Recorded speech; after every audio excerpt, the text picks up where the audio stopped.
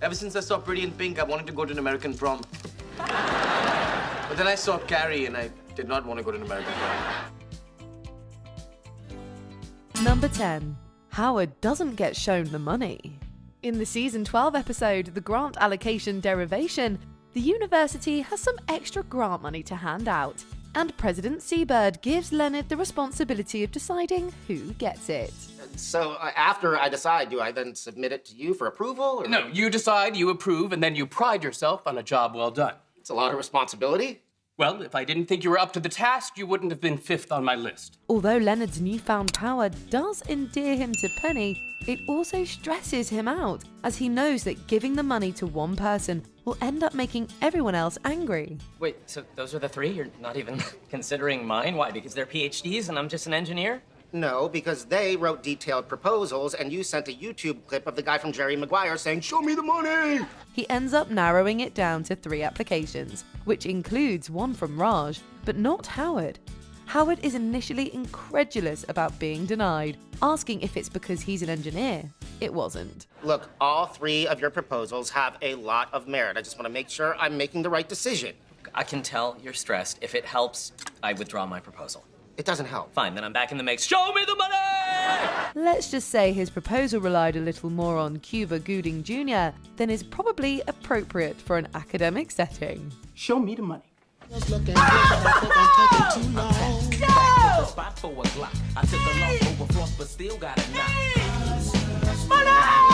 Number 9.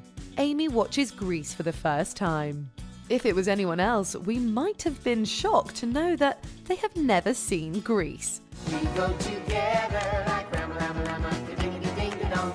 Remember forever as shoo-bop, yippity-boom-de-boom. Chang-bop, that's the way it should be. But given what we know about Amy's mother, we weren't as surprised as Penny seems to be.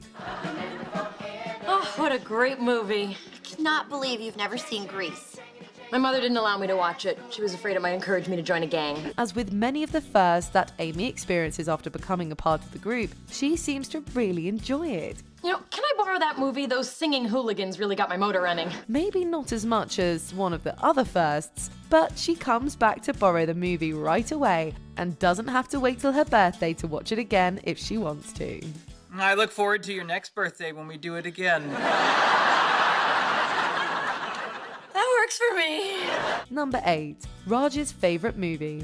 In Season 10, we learn 2 things about Rajesh Koothrappali. One is that he can hold his breath for a rather impressive amount of time. Oh, an Oilers disc. Fun. Now we're seeing if Raj can hold his breath longer than it. Oh, immature. How you doing? He's not gonna make it. Yes, he is! And 2, his favourite movie isn't Waiting to Exhale. It is, he announces after finally taking air, The Princess Bride. It's like your favorite movie. You're just waiting to exhale.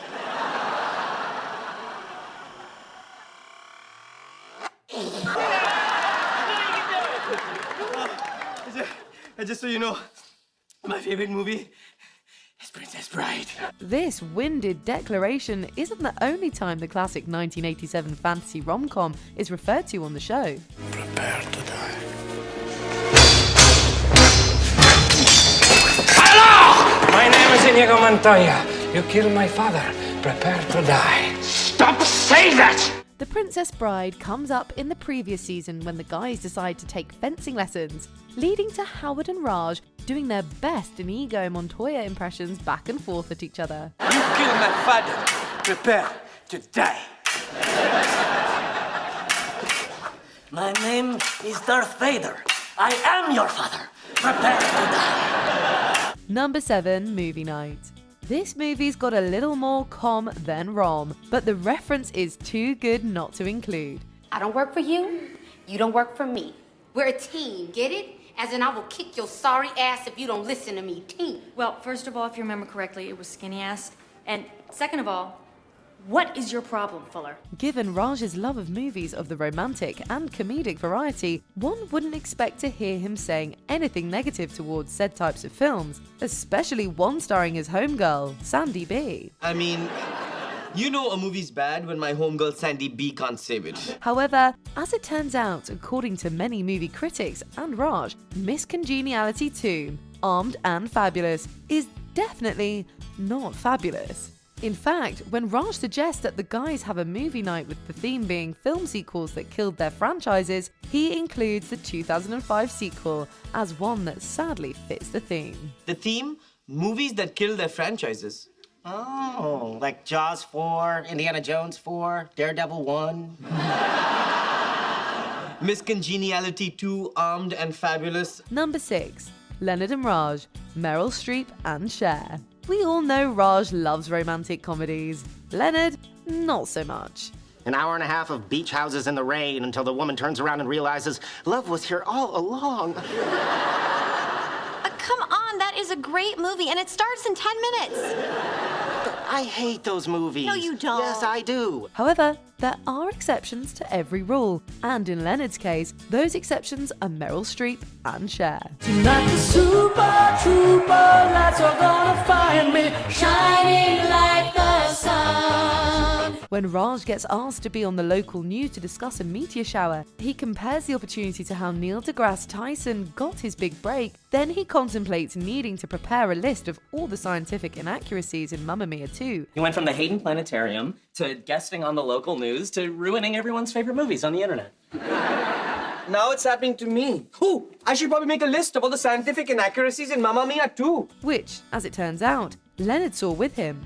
And all because of Meryl Streep and Cher, which, for the record, are two good reasons to see most things. You're gonna go on live TV and admit you've seen that movie?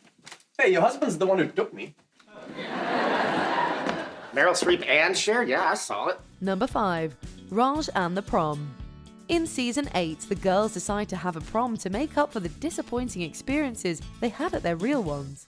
My prom was pretty terrible, too. I was so excited about my date, but it turned out he only asked me because he liked my friend. I spent the whole night talking about her. Okay, we get it. You had a friend and a date. Stop bragging. Well, Amy and Bernadette had disappointing experiences, whereas Penny went to a whopping 7 proms back in her high school days. You went to 7 proms? Yeah, let's see. 4 Under the Seas, 2 Enchanted Evenings, and 1 Night to Remember that cannot remember for the life of me. When the guys find out about it, Raj is particularly excited given that he never had a prom in India, but always wanted to go to one after seeing the film Pretty in Pink. Ever since I saw Pretty in Pink, I wanted to go to an American prom. But then I saw Carrie and I did not want to go to an American prom. Then I saw Never Been Kissed and I'm back on the prom bandwagon. This prom thing's been a real roller coaster. And while Carrie turned him off the idea, another rom-com put him back in the pro-prom camp. And this year's prom queen. Ladies and gentlemen,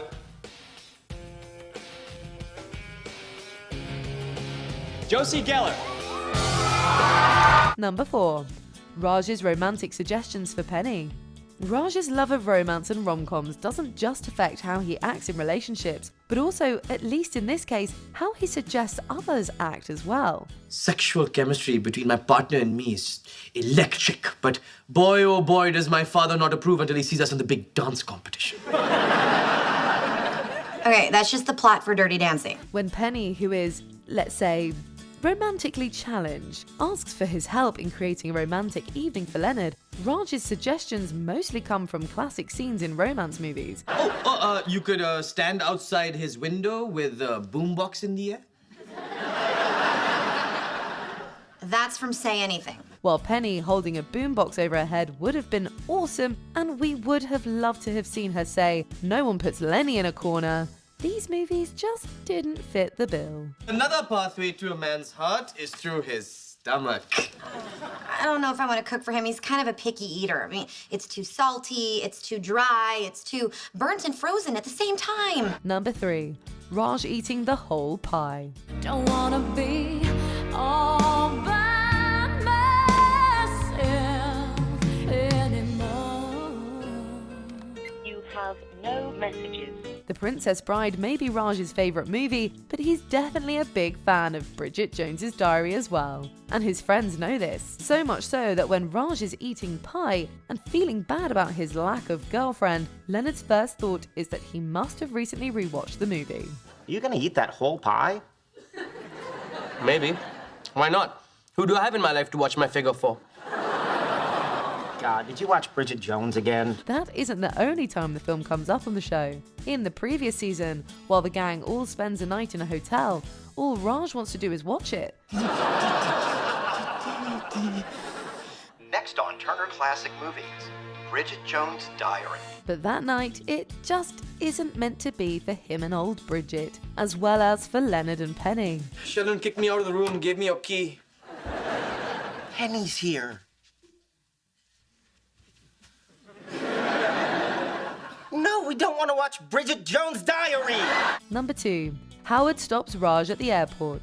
A character running through the airport to stop the person they love from leaving is a classic rom-com trope that we've seen over and over and over again. From Liar Liar to Not Another Teen Movie. Well, I believed in you. I always believed in you. Oh, Jake.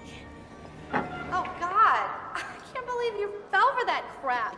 That's from Pretty in Pink. When Howard races off to the airport to stop Raj from moving to London to be with Anu, that right there is a rom-com reference par excellence. And I don't think she's waiting for you in England.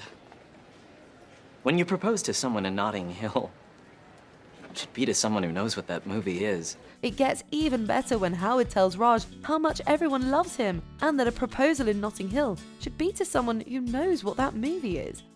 I'm also just a girl. Standing in front of a boy. Asking him to love her.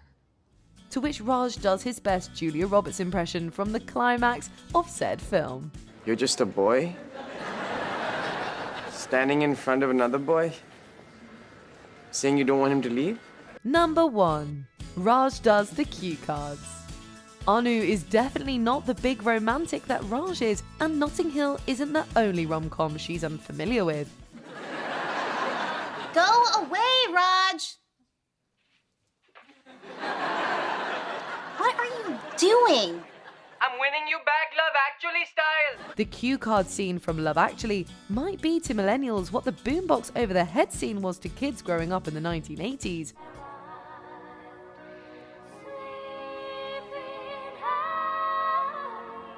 But when Raj tries to apologise by recreating that classic scene, it bombs like Gigli because Anu has no idea what he's doing. I don't know what that means. Really? You've never seen Love Actually? If you want to watch it right now, I'll just wait. I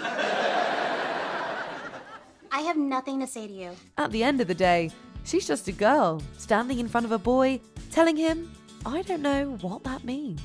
You know what? Why don't you shut the door and I'll just do the cards.